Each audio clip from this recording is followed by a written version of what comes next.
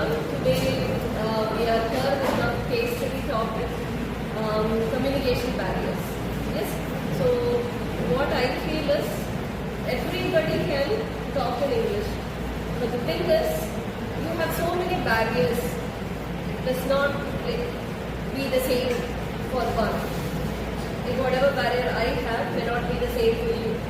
It differs. Okay. So let us discuss the problem first. Then we'll see how we can improvise it and overcome the barriers. So the major barriers of communications are first of all lack of confidence. Second of all, it's about the accent and the language a person is speaking. And it could be the different share between the cultures that every person is doing. Second, it could be the excuse of being shy or introvert. That could be. These are some of the major barriers of communication a person will have. So the one I feel about the barrier is like the stage fear. So when I go to any stage or like to deliver something, I feel like the fear would be like, my mind would be like so dark. So personally, this is like why I'm like when I go to some stages, I'm very fear. That's one of the.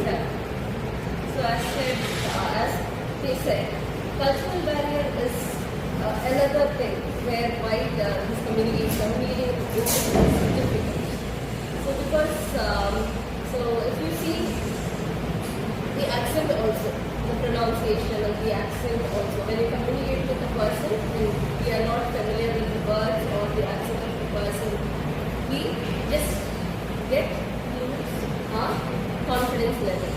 We think whether what it is. Yeah. So that is one problem. And cultural barrier is also a strongest barrier where we are not able to overcome it, as you said. And whenever you lack your confidence level, definitely your mind goes blank and you can never talk anything, as you said. How to overcome it? Is there any answer? Like we have to like more. We have to be engaged in like more speaking in English. If we are good at something, then we can excel. Yes. So one thing, he is good in English. So if I ask him to write, he can write. Yes. So the lack of confidence, stage fear, as you mentioned. Why? Because you are not exposed to a stage. So get practice. At least you should have a practice talking to yourself. Yes. So stage fear can be avoided only like when you start speaking in front of people. So you should practice continuously. So whenever you get an opportunity, you don't miss it. Don't think about whether you will go wrong or whether you will be mocked by somebody. Just make it right. The main barriers that we in talking in English are first lack of vocabulary. When we don't know many of the words in English, we find it difficult to communicate in English. Second one is grammar issues. When we make more grammatical errors, we do not communicate easily and it breaks our confidence. Third is pronunciation. When we don't know the correct pronunciation of words, we make mistakes and it also breaks our confidence. So these are the three barriers I think. To overcome these barriers, first we need to learn more grammar type of questions and we need to improve our grammar. Second, we need to know more words and their meanings to improve our vocabulary. Third, we should improve our pronunciation by speaking more in English. Thank you. So to overcome the fear of stage, so it goes like a process, like seal only can bend the steel. So if you want to overcome the barrier of stage fear, you need to go on stage and speak without any fear and with confidence. So I will deliver another quote suggestion. Practice makes a man perfect.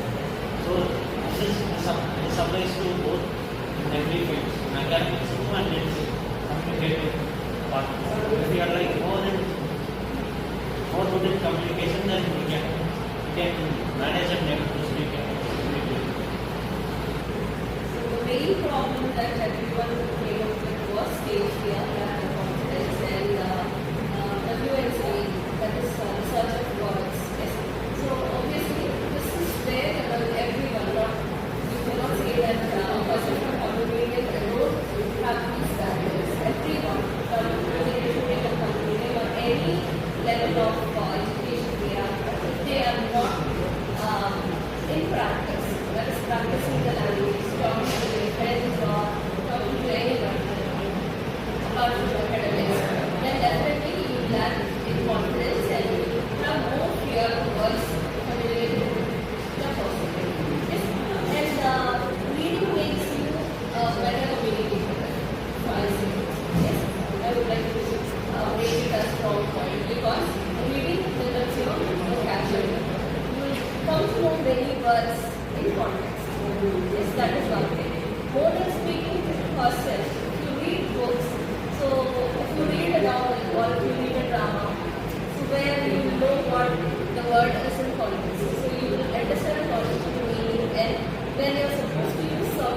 so that will make you very familiar with the word. So lack of reading is one biggest problem that evolves nowadays. Is we are becoming so isolated nowadays. We don't even talk to a person who is sitting next to us. So it is the communication barrier is not only in English, I would say, in any language. That is another reason. So try to communicate, try to open up when somebody asks you something. Don't think about whether it's correct or wrong or any whatever barrier is coming. And you have to practice every day. If we all are young learners, so definitely we always think in a language, a mother tongue.